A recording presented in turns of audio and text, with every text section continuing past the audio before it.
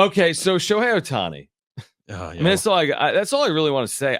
Honestly, I am Shohei Ohtani. That's it. I am fascinated, dude, by Major League Baseball's investigation here. We're just going to go on with the season like, oh, everything's okay.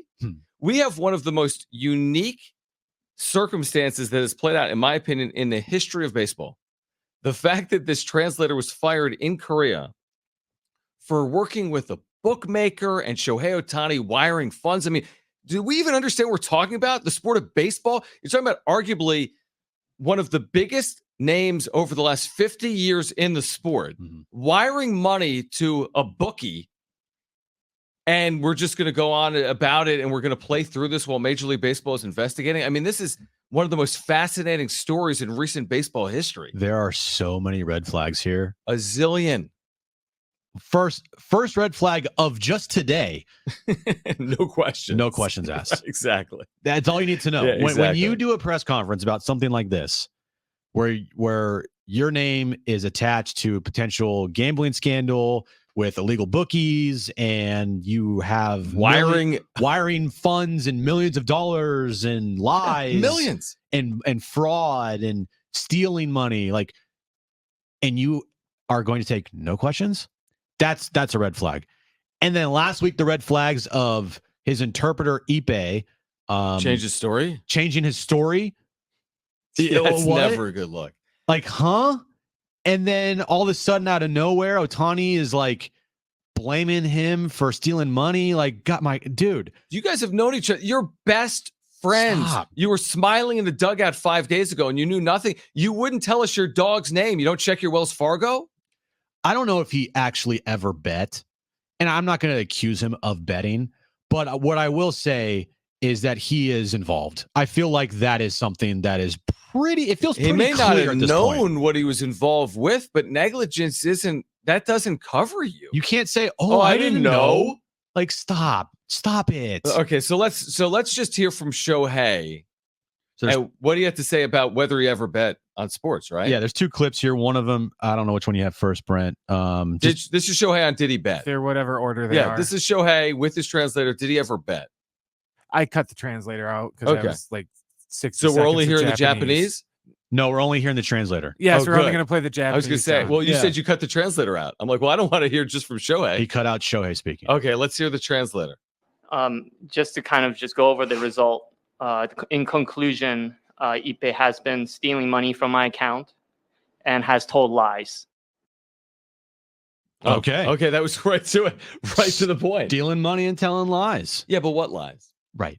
Are they all lies? And see, one of the first questions would be like, Shohei, there were actual bank statements with money transfers to the bookmaker with your name on it.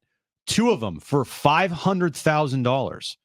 If you are saying that you never sent money to this bookmaker, never transferred money, had no clue what was going on with Ipe, then why are two money transfers of $500,000 in your name going to this bookmaker?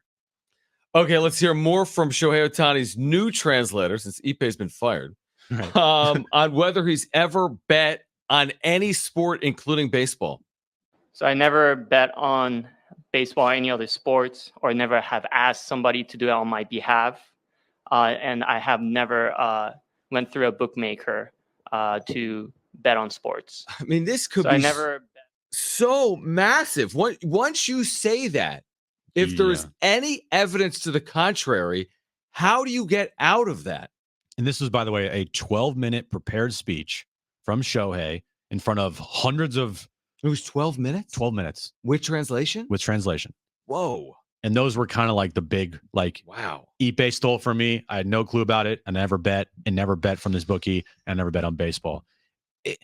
It's fine. I think there are ways that players can do betting, right? But they can't do it through a illegal bookmaker on... I mean, it's like, Jim, you've been in the clubhouse a lot. You used to work for the Padres Radio Network. You know, when you walk into the clubhouse, there's the huge thing in baseball clubhouses in huge red print in multiple languages, including Japanese, talking about betting, specific in the sport. What I meant is, like, a guy across from me, I bet you $1,000 that you know, sure. like I mean, those Tommy types of Pham things. can punch someone over playing fantasy football. Yeah, they can play fantasy football for a couple grand each, and that's considered, I guess, quote unquote betting. But as far as what this whole saga's through an illegal bookmaker in California for millions of dollars from Shohei Ohtani's like best friend and translator, and money transfers with Ohtani's name on it to this bookmaker. It's very fishy. When it's baseball, it's 1,000 times worse. Okay, you have Pete Rose with the history of baseball and betting. Yeah. So here's the other thing with Tatis. Guess what? If Tatis was an offensive lineman and took steroids or didn't say truthful statements about it, no one would care. It would have been a story for like 20 minutes. Right. He would get but suspended. It's baseball and its history with steroids, and it's baseball and its history with betting. 1919, Pete Rose. Mm-hmm. You can't walk that path. Like that's an unwalkable path. Yeah. There's this whole thing. It's not about really did Shohei bet on anything. It's about his involvement here with Ippei, who was, being accused of stealing money from your account to use to bet, and you claiming that you had no idea about it when Ippei has a statement to ESPN saying that you did. They did everything together. That's their own words. They spend every day of the off. They say they spent like 365 days a year together previously. Yep. And yet he didn't know this. Then Ippei is one of the great manipulators and liars and stealers ever. Maybe he is. Maybe that's who he is. Or maybe there's more to this story that needs to be uncovered. There's more to this story, I feel like, and I don't think this is going away. Neither do I. And honestly, this like perception's reality. I talk about that all the time. Even if it turns out to be false, this will follow Shohei for a long time, maybe for the rest of his career. I think this follows Ohtani longer than steroids follow Tatis.